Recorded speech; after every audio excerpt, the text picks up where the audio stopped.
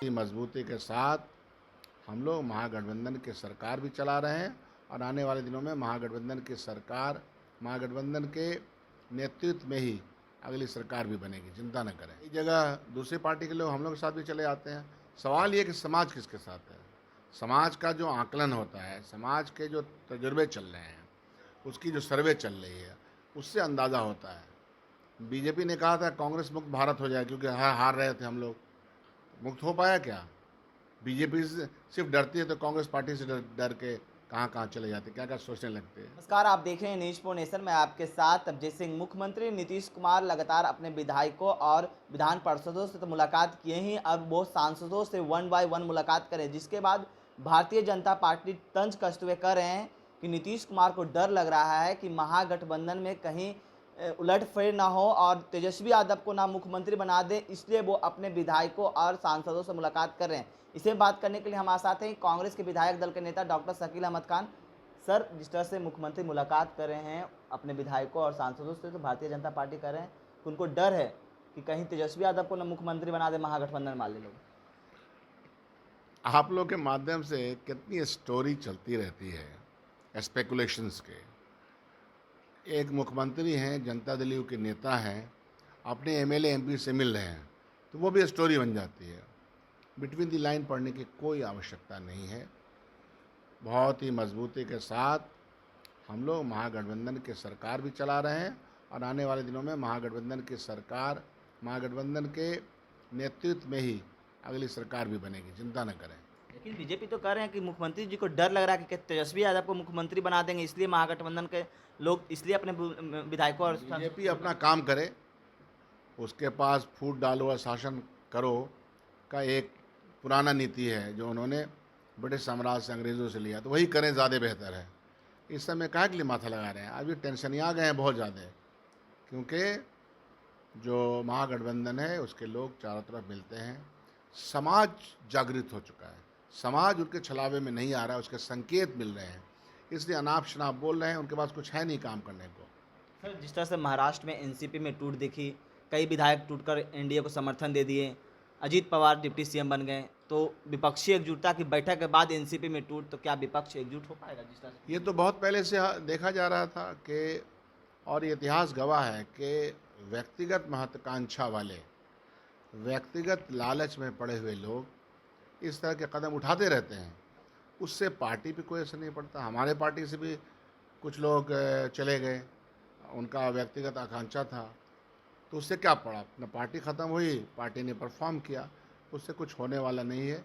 वो बहुत पहले से, आपको तो याद ही, एक दिन के लिए उप मुख्यमंत्री बनने के लिए चले गए थे, तो इसलिए उससे होगा कुछ नहीं। लेकिन आप लोग कवायद कर रहे हैं कि विपक्ष एकजुट हो, लेकिन आप में ही एकजुटता नहीं दिखा। आपके ही जो एकजुट होने वाले हैं अभी आपने बोला कि हमारे पार्टी से कई व्यक्तिगत महत्वाकांक्षा के लिए चले गए, लेकिन कहाँ क्या एकजुट हुआ होने उससे? लगा? मध्य प्रदेश में चले गए सिंधिया जी, जाइए सर्वे करवा लीजिए, मध्य प्रदेश जीत रहे हैं हम लोग, इससे क्या फ़र्क पड़ता है? और ऐसा थोड़े है, कई जगह दूसरी पार्टी के लोग हम लोग के साथ भी चले आते हैं। सवाल ये कि समाज किसके साथ है। समाज का जो आकलन होता है, समाज के जो तजुर्बे चल रहे हैं, उसकी जो सर्वे चल रही है, उससे अंदाज़ा होता है। बीजेपी ने कहा था कांग्रेस मुक्त भारत हो जाए, क्योंकि हार रहे थे हम लोग। मुक्त हो पाया क्या? बीजेपी से सिर्फ डरती है तो कांग्रेस पार्टी से डर डर के कहाँ कहाँ चले जाते, क्या क्या सोचने लगते हैं। तो चिंता न करें आप। लेकिन जिस तरह से एक क्वेश्चन रहेगा सर, शिक्षक अभ्यर्थी डोमिसाइल नीति को लेकर जो खत्म किया गया, उसके लिए कल प्रदर्शन करे थे, उन पर लाठियां चार्ज की गई। ऐसा क्यों? जब अपने मांग को लेकर जो प्रदर्शन करे थे, उन पर लाठियां चार्ज बरसाई गई। देखिए, डेमोक्रेसी में प्रदर्शन होता रहता है और होते रहने चाहिए। हम लोग तो देश में विपक्ष में हैं, और हमारे साथ जो treatment Bharatiya Janata party parliament और पार्लियामेंट के बाहर करती है, वो तो जग जाहिर है। मतलब एक लीडर को ही, राहुल गांधी जी को आपने पार्लियामेंट में और घर से जिस तरह से निकाला है, तो हम लोग देखते हैं। हम लोग कभी भी नहीं चाहते कि विपक्ष प्रश्न नहीं उठाए और सवाल के घेरे में सरकार को नहीं लाए। ये तो डेमोक्रेसी की खूबसूरती है। जाहिर सी बात है कि ऑन द स्पॉट कुछ हुआ होगा, एक्सेसिबिलिटी, मैं नहीं जानता। मैं इस मामले में हमेशा विद्यार्थियों के पक्ष में रहता हूँ कि कम से कम उनके ऊपर कोई चार्ज किया जाए। यह जांच का भी विषय बन सकता है, और जांच भी होती है, क्या वजह हुई, क्या कारण हुआ, क्या एक्सेसिबिलिटी हुई, किन कारणों से ऐसा हुआ, वो जांच का विषय हो सकता है। लेकिन प्रोटेस्ट करना है उनको, अधिकार है उनका। उनकी मांग का असेसमेंट सरकार करती है और असेसमेंट की बुनियाद पर ही फैसला करती है। क्या जो मांग कर रहे हैं अभ्यर्थी वो सही है? डोमिसाइल नीति लागू करने की मांग कर रहे हैं और सरकार के द्वारा फैसला लिया उसे खत्म कर दिया गया। बहुत ही कॉम्प्लेक्स इशू है डोमिसाइल का पूरे देश में। अनएम्प्लॉयमेंट को जिस तरह से माननीय नरेंद्र मोदी जी ने पूरे देश में, अब बिहार भी देश का हिस्सा है, जिस तरह से उन्होंने बढ़ाया है, तो अनएम्प्लॉयड यूथ बड़ी तादाद में, करोड़ की तादाद में है, बिहार में भी है। बिहार से अनएम्प्लॉयड यूथ का माइग्रेशन इन बुनियादों पर बाहर भी होता रहा है। तो अगर यह इस नीति को हमने यहाँ पे लागू नहीं किया, डोमिसाइल नीति यहाँ रही, तो ऐसा भी हो सकता है कि बिहार के लोग जो बाहर रहते हैं उनके ऊपर तो कई बार ऐसे हुए हैं कि कई बार हमले हुए हैं। नौकरी करने के लिए रेलवे में गए हैं या बैंकिंग सेक्टर में गए। अब तो रेलवे बैंकिंग सेक्टर को माननीय प्रधानमंत्री की अध्यक्षता में देश जो चल रहा है तो वो ख़त्म कर दिया गया है। तो इसलिए दिक्कतें उनसे हुई और तब हम लोग प्रोटेस्ट करते हैं। क्यों? बिहार का बच्चा कहीं भी नौकरी ले सकता है। तो यही बात आप पर खुद आती है। जो कुछ भी हो रहा है वो बिहार के और बिहार के शिक्षा के भविष्य के लिए, बिहार में रहने और बसने वाले जो परिवार हैं उनके बच्चों के भविष्य को बेहतर से बेहतर बनाने के लिए हो रहा है। But this is a complex issue. इसका एक विश्लेषणात्मक अध्ययन होगा, इसमें बहस होगी। आखिर विधानसभा है क्यों? उसमें बहस हो। भारतीय जनता पार्टी के लिए जो विपक्ष में है और हम लोग एक बहस में आए हैं, बहस करते हैं इस पर।